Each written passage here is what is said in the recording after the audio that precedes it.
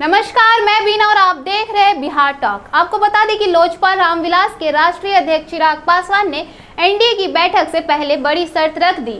दिल्ली में एनडीए की बैठक से पहले चिराग पासवान ने पार्टी के प्रमुख नेताओं के साथ पटना में महत्वपूर्ण मीटिंग की।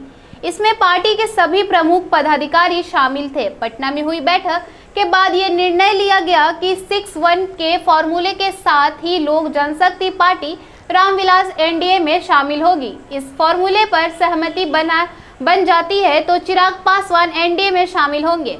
मतलब ये है कि एलजेपी के रामविलास को 2024 के लोकसभा चुनाव में 6 सीट चाहिए और बाद में एक राज्यसभा की सीट भी दिया जाना चाहिए। ऐसा होने पर पार्टी के गठबंधन में कोई दिक्कत नहीं होगी।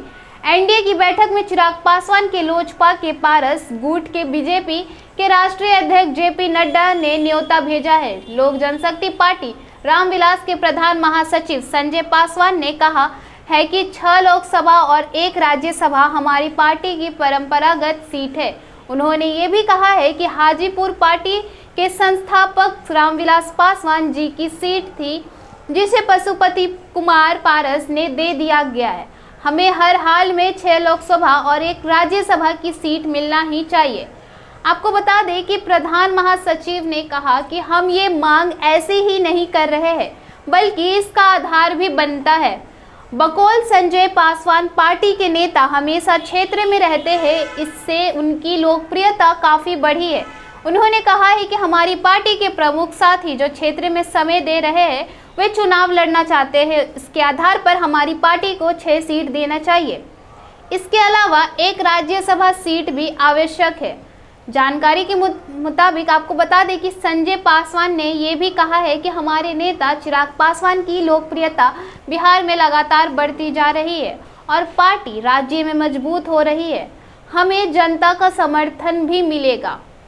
आपको बताते चले कि आगामी 18 जुलाई को एनडीए की महत्वपूर्ण बैठक दिल्ली में होने जा रही है, जिसमें प्रधानमंत्री नरेंद्र मोदी की मौजूदगी रहेगी। इसकी तैयारी जोर शोर से चल रही है। बैठक में शामिल होने के लिए चिराग पासवान के अलावा पशुपति कुमार पारस को भी बीजेपी के राष्ट्रीय अध्यक्ष जेपी नड्डा का पत्र मिला है। जीतन राम मांझी की पार्टी हिंदुस्तानी अवाम मोर्चा को भी पत्र देकर बुलाया गया है। चिराग पासवान ने जेपी नड्डा का पत्र मिलने पर काफ़ी खुशी जताई है और बीजेपी नेताओं को धन्यवाद दिया है। पत्र में उनकी पार्टी को एनडीए का अहम साथी बताया गया है, लेकिन अब चिराग ने बैठक में शामिल होने से पहले ये शर्त कर रख दी है। राजनीति में चर्चा का बाजार गर्म कर दिया है। आपको ये भी जानना ज़रूरी है कि पिछले 7 दिनों में बीजेपी के बड़े नेता और केंद्रीय गृह राज्य मंत्री नित्यानंद राय ने चिराग पासवान से उनके आवास पर जाकर 2-2 बार मुलाकात की। दोनों नेताओं ने एक साथ खाना भी खाया। इस डिनर डिप्लोमेसी को लेकर सियासी गलियारों में बड़ी चर्चा हुई है। इधर चाचा भतीजा चिराग पासवान और पशुपति पारस के बीच चल रहा राजनीतिक विरोध भी जोर शोर से चर्चा में है।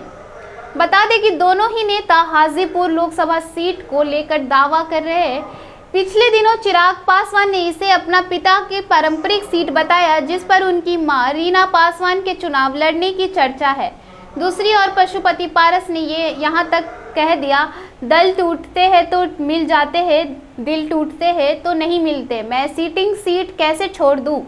फिलहाल इस खबर में इतना ही। ऐसे ही तमाम और दिलचस्प खबर जानने के लिए जुड़े रहिए बिहार टॉक के साथ। ऐसे ही खबरों के लिए जुड़े रहिए बिहार टॉक से। यूट्यूब पर लाइक और सब्सक्राइब करें, बेल आइकन जरूर दबाएं। फेसबुक, ट्विटर और इंस्टा पर फॉलो करें।